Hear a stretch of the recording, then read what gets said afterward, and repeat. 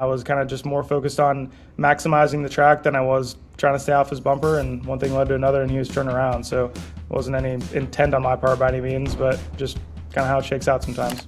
Welcome in, folks, to NASCAR Film Room. My name is Eric Giestepp, and you already know what time it is. Corey Heim joins us to help us break down his big win at Naval Base Coronado.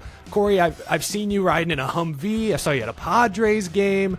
They dumped like tweets on your head, I think. What's the craziest or the coolest thing that you've gotten to do since winning Sunday?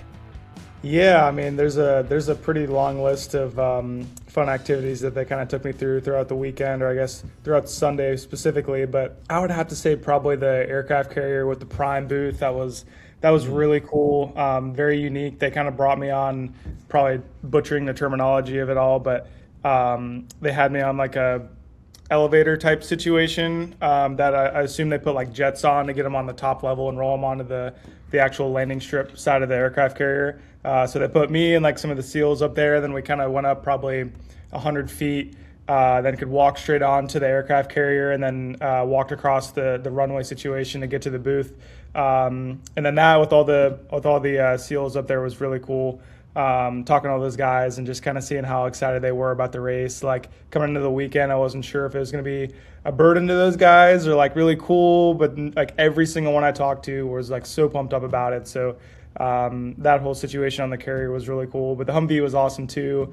It's funny you bring up like the little tweet confetti stuff, because I didn't know what they were talking about at first. Like I saw like there was like a piece of confetti with like one tweet on it, and I thought they were all the same. And then they're like, no, like every single one is completely different. And I started like fact checking. I'm like, no way, they got like, just probably several thousand pieces of confetti.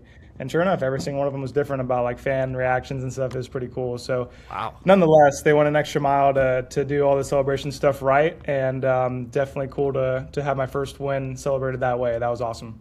Yeah, no, special event, epic backdrop, and yeah, first win. Like, huge congrats on that. I know it's hard racing part-time, especially like, it's not in your routine. You're usually in, the fourth car, fourth pit crew, all that.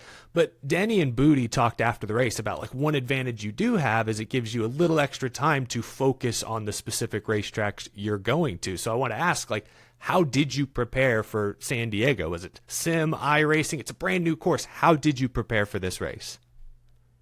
Yeah, it definitely helps when you have the extra time. I didn't race anything at Pocono. Typically, I would even try to race like a late model or something else to keep me busy, but I had nothing that past weekend. So I actually went in on Sunday to the 2311 sim and kind of got some laps while the guys were racing Pocono. So I guess you could say I got a head start on that. I mean, everyone had been working on San Diego for probably a month or more at that point. But, when I found out I was going to leave Wednesday for some media stuff, I knew I needed the extra laps. So when we did the track walk, that was really important to see what was potentially different from the sim, and it was all pretty close. But the main thing was the track surfaces were different. I think a lot of people talked about how what's ironic is the older roads, the actual roads, not like the tarmac side of it. I don't know if that's the right word to use, but the older roads, I don't know if that was what we expected it to be. It was more grip than we expected. And then when we walked the polished concrete towards the end of the track, we thought that was going to have a ton of grip. Like, you do the old foot test, the drag on the ground foot test, be like, oh, this has got a ton of grip. Me and Bubba were walking the track, and then sure enough, we're out there sliding around. So nonetheless, it wasn't exactly what we thought it was going to be, but I think we prepared to the best of our ability for sure. Yeah, well, clearly. No, new track full of surprises. And speaking of surprises, now we get to the film portion of our program here, Corey. Big surprise, lap 32. A couple of the favorites, Shane Van Gisbergen especially, caught up in a big crash. You were just a few rows behind this wreck when it happened on the restart. I noticed, and I'll try to pull up the replay here, I noticed you were like lower than everyone going into turn one here. Could you see something developing, or was it just luck that you were able to get through this wreck unscathed? Yeah, I can't really explain why everyone missed the apex. Like, I don't know if there was fluid or something. I mean, when I watched it back, like Austin, the 33 definitely overdrove the corner. But it's like everyone just followed him. It was really strange. I don't think I had like the best launch in the world out of 16 or the last corner going into one, so I had maybe more gap to kind of see that. I mean, when we're right over top of each other, it is so hard to see anything. We're we're so low, you can't really see around the cars in front of you, and it makes it pretty difficult when there's concrete walls because you can't hit them, but you want to maximize your corner and apex as close as you can, but you just can't see anything. So that's probably a part of the reason why everyone sort of followed each other in there. But I just saw kind of a lot of people were carrying more speed than usual into the corner, and I saw kind of an opening and was able to see the apex and sort of just got through there the way I could. But that was definitely a treacherous corner. You know, we saw a wreck every day there between Truck, Riley, and Cup. So it was treacherous. It made it interesting. I couldn't imagine how much more treacherous it would have been if we had like a normal restart zone before the start finish line instead of before that corner. That would have been pretty nuts. But yeah, we were lucky to get through that one for sure. Yeah, it reminded me of some of those early races at the Charlotte Roval before you were in the Cup Series or even in NASCAR, I'm pretty sure. But, you know, one guy missed the corner and it felt like everyone followed him off the cliff. It's just kind of the way it worked, unfortunately. Late in this race, you were really fast on the long run, it looked like. I'll just kind of let this run, but you were closing in on Kyle Larson just before your final green flag pit stop. You at one point were 5 seconds behind Larson. At this point, as folks can see, you're on his rear bumper pretty much. Yeah. Where were you better than Kyle Larson? How were you able to make up so much time over that final run? Yeah, you said it best. I just thought we were really good in the long run. We had a lot of fire-off speed in practice a couple of days prior to this, and we were absolutely chewing up tires. So kind of pulled some aggression and that, you know, maybe some overall potential out of the car to maximize our runs. So we're sort of betting on the long run ending the race, and thankfully that's exactly how it played out. Or else we would have probably gone through tires really quick. And I think that's a lot of the reason why most of the top five pitted as early as they did. It didn't split that last stage completely even, is because I think they were just chewing up tires so bad and they had no choice. And they were fast, but you know, there's a trade-off there. So our car, I knew after practice and the changes that we made would make us better on the long run. So I just really played into that, took it easy for 3 or 4 laps to start every run, and kind of let it rip after that. So his car definitely seemed like it fired off and sort of had the opposite issue, just kind of struggled on the longer runs. So just did the best I could to manage it and was there when it counted. And at the end of that clip, real quick, I like, because then you chase each other pit road, and then you come out fresh tires, and it felt like you were on the attack. Was that at that point you're like, I'm going to push hard here, I see him, or were you just still that much faster? Honestly, my mindset was still to just keep some tire on it. I think he knew that he had to make it last all whatever 15 laps we had to go. So he was, trying his best to not beat up the tires too bad. And these tires on these high wear tracks, it seems like if you beat the tires up on lower air pressure on fresher tires, it really snowballs that effect throughout the run. So I think if I'm assuming you had the same mindset, if you just first lap out of the pits, if you destroy the tires, you're going to set yourself up for failure. So I think he was extra cautious, already knowing that he had, not the best long run car, that he had to preserve his tires early in the run to make it last. So I think that's where he was coming from.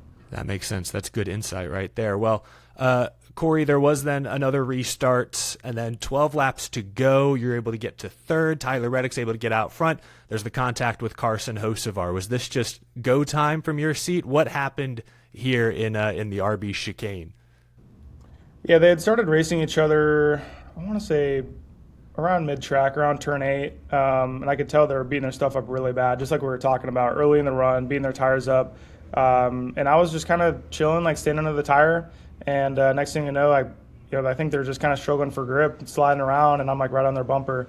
But yeah, like you said, it's go time. And I was kind of just more focused on maximizing the track than I was trying to stay off his bumper. And one thing led to another, and he was turning around. So it wasn't any intent on my part by any means, but just kind of how it shakes out sometimes. I know, you and Carson obviously have a history, and I thought it was funny. Denny brought up on his podcast that he said he shared your phone number with Carson, thinking that Carson wants to congratulate him. I don't know if you've heard from Carson. I know you guys have tweeted back and forth at each other. Did he offer any congratulations, or have you two spoken outside of Twitter since Sunday? Well, first of all, he already had my phone number. I don't know why he needed it. I mean, he texted me after the race, and there's like a string of text messages years before that. But anyway, no, he actually did, he was really cool about it. He said, I've had that coming for several years now. And congrats, enjoy it. He obviously just won his first race a couple months ago. So he said it's a special feeling, like enjoy it, whatever. So yeah, I responded, just said thanks. Yeah, fair enough. And that was it. Nice. All right. Well, okay. Water under the bridge, at least for now. That's good to hear. Well, the race wasn't over because after you got past Carson, then you had to run down your teammate Tyler Reddick, and you two opened up a huge gap over the rest of the field. It turned into like a one-on-one battle fight for the finish. How did you set up this pass for the win? With 3 laps to go, it looked like it really came down to Reddick. Finally made a mistake, missed the apex, got you right on his bumper. But then how were you able to race your teammate here in these closing laps? Yeah, I didn't know how it was going to shake out.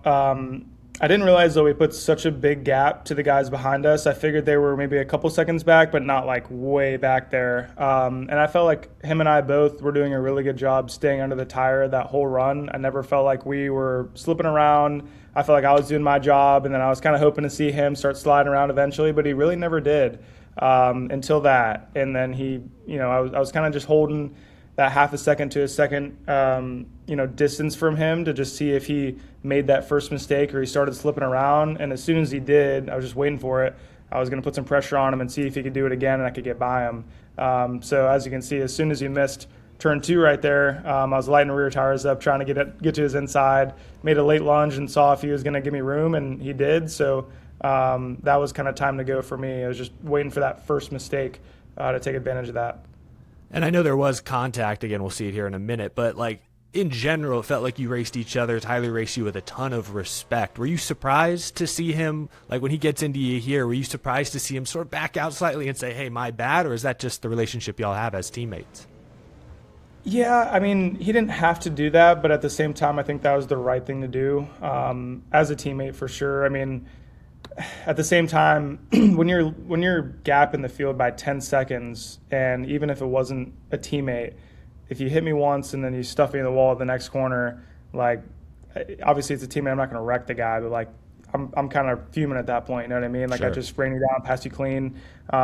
So because it was a teammate, I feel like he puts me in a bad spot because I can't really retaliate. He's running for points.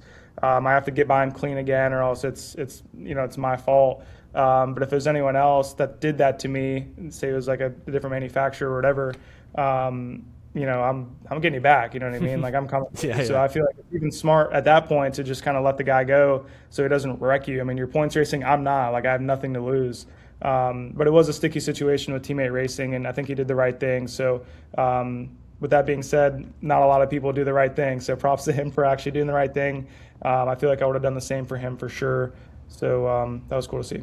Yeah, well, it was a great battle. Always tough to race teammates, but you two put on a great show there in those final laps. Corey Heim, huge congratulations. You only win your first Cup race once, so I'm glad to hear you've been soaking it in the last couple days. I hope you continue to savor it here for many days to come. But congratulations. Thanks for joining us here on the show.